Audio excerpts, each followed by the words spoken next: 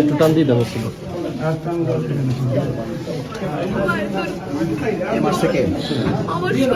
শ্বশুরের নাম কি? খলিল মাওলানা।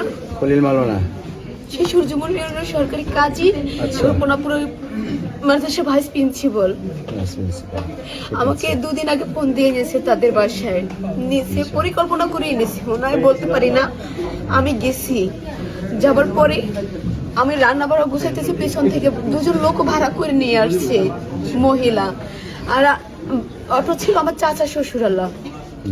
এরা আইসা আমাদের আমার ভাসুরে পাওয়া যাচ্ছে, আমার শ্বশুর বলে ঠিক ধরছে মহিলার। আমি তো পারিনি, আমাকে তারপর অটোতে করে নিয়ে গেছে। এই বাউফলের ছেলে এরা কোথায় জানি যেতে আছে, হারা বলতেছে যে গাড়ি থামান। আমি বাচ্চা বাচ্চা করে চিৎকারতেছি, বলছি গাড়ি থামো। থামানোর কথা বলছে, পর গাড়ি থামাইছে, বলতেছি কি এটা পাগল, হাত পা বেঁধে নিয়ে চলে যেতে আসি। কত দূর নিয়েছে, পর মহিলার আবার ধরছে, বাচ্চা বাচ্চা করছি। মহিলারা বলতেছে কি সবাই জনগণ পড়ে গেছে, পর স্যার আমাকে চলন্ত গাড়ি থেকে ধাক্কা মেরে ফালাইতেছে।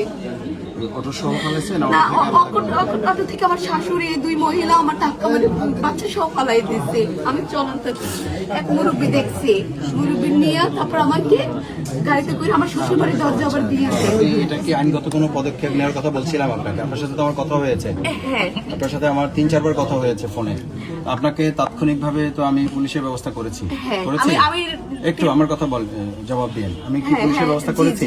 করেছি। পুলিশ গিয়েছে সহযোগিতা করেছে। হ্যাঁ, এবং আপনি জিডি করতে বলছিলাম, জিডি হয়েছে। আচ্ছা, তো এই পদক্ষেপগুলো আমি তাৎক্ষণিকভাবে নেওয়ার জন্য বলেছি এই কারণে যে যেহেতু এটা আইনগত পদক্ষেপ আপনার নিতে হবে। আর এটার সাথে কোনো রাজনৈতিক দল বা ব্যক্তির সম্পর্ক আমরা দেখতে চাই যে এটা একটা পারিবারিক সমস্যা। তার পরিচয় যে দলেরই হোক, সে অন্যায় করেছে এবং অন্যায় বিচার হবে, এটাই তো আপনি চান। আমি সুন্দর করে একটা সংসার করতে চাইছি, আমার সাথে আমি সে কথা আপনার কাছ থেকে শুনেছি, এবং ওই সময় আপনি যখন আমাকে ফোন করেন, তারপরে তো আমি আবার ফোন করেছি আপনাকে।